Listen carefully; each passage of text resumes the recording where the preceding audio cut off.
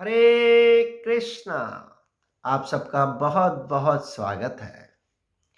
हमारी इस short lecture करुणा series का उद्देश्य हमारी सुप्त कृष्ण भावना को पुनः जागृत करना है। यदि हमारे इस प्रयास से आपके हृदय में कृष्ण भावना का पुनः संचार होता है तो इसका सारा का सारा श्रेय इस्कॉन के फाउंडर आचार्य हिज डिवाइन ग्रेस एसी भक्ति वेदांत स्वामी शीला प्रभुपाद को जाता है। शीला प्रभुपाद की जय। क्योंकि हमारी सीरीज शीला प्रभुपाद की शिक्षाओं पर ही आधारित है। शीला प्रभुपाद ने पूरे विश्व में कृष्ण भावना का प्रचार किया। यद्यपि आज शीला प्रभुपाद हमारे बीच में वपु रूप में शारीरिक रूप से उपस्थित नहीं है, परंतु शीला प्रभुपाद वाणी के द्वारा अपने दिव्य ग्रंथों के द्वारा सदैव हमारे साथ रहेंगे।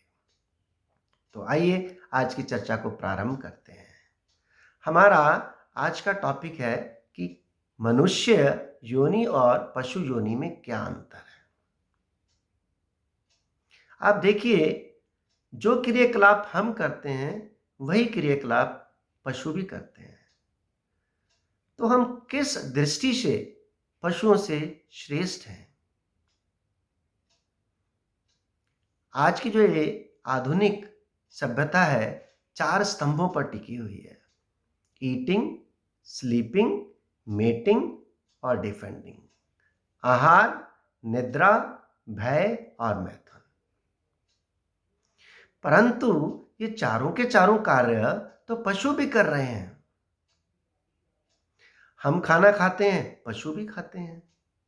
अंतर इतना है कि हम किचन में कुक करके डाइनिंग टेबल पर आराम से बैठ के खाते हैं और कुत्ते को आप सड़क पे रोटी फेंक दो तो वो वहां पे खा लेता है। हम अपने बड़े बड़े रूम्स में, एयर कंडीशन रूम्स में क्वायर फॉर्म के मैट्रेसेस पर सोते हैं और कुत्ता जो है हमारी कार के नीचे भी सो जाता है।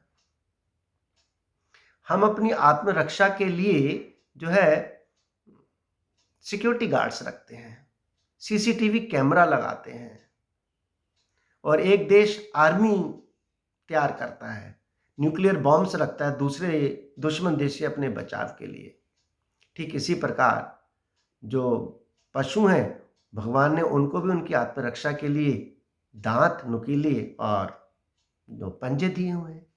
आप किसी कुत्ते बिल्ली को पत्थर मार के भगाने का प्रयास करें, वो भी गुर्राते हुए आपके पास आते हैं अपनी आत्मरक्षा के लिए।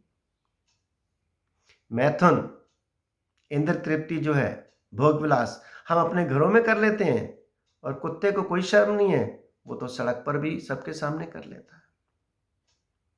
तो क्या अंतर है हम में और पशुओं में?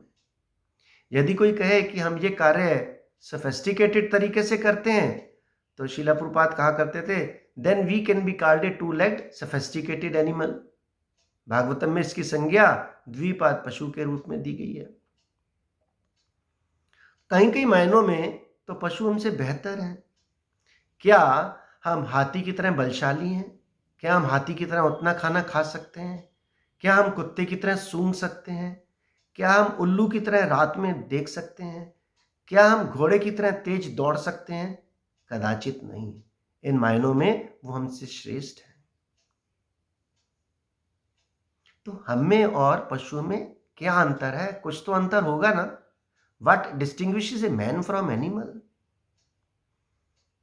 महाभारत में बताया गया है, आहार निद्रा भय मैथुनम च सामान्यम एतत् पशुभिर्नराणाम धर्मो ही तेषाम अधिको विशेषो धर्मेण हीना पशुभिः समाना। अर्थात आहार, निद्रा, भय और मैथुन तो ये हम में और पशुओं में समान ही है। हम पशुओं से तभी भिन्न माने जाते हैं जब हम धर्म के बारे में जानने का प्रयास करते हैं, हम भगवान के बारे में जानने का प्रयास करते हैं, हम यह जानने का प्रयास करते हैं कि हम कौन हैं, भगवान कौन है, हमारा भगवान कृष्ण के साथ क्या संबंध है, हम इस मटेरियल वर्ल्ड में क्यों आ गए हैं और मृत्यु के बाद हमारा क्या होगा। यहीं से वेदांत सूत्र की शुरुआत होती है, अथा तो ब्रह्म जिज्ञासा। ये मनुष्य योनि हमें अपने आत्म साक्षात्कार के लिए मिली है। हमें ये जानने का प्रयास करना चाहिए कि हमारा भगवान कृष्ण के साथ क्या संबंध है। हमें भगवान के साथ अपने संबंध को पुनः स्थापित करने का इस मनुष्य योनि में प्रयास करना चाहिए। और भगवान के साथ अपने संबंध को हम पुनः कैसे स्थापित कर सकते हैं? हरे कृष्ण महामंत्र के द्वारा। हरे कृष्णा कृष्णा कृष्णा हरे हरे, हरे राम राम राम हरे हरे। इस हरे कृष्ण महामंत्र का नियमित रूप से जाप करें, भगवान के साथ अपने संबंध को पुनः स्थापित करें और अपने इस मनुष्य योनि को सार्थक करें। हरे कृष्णा।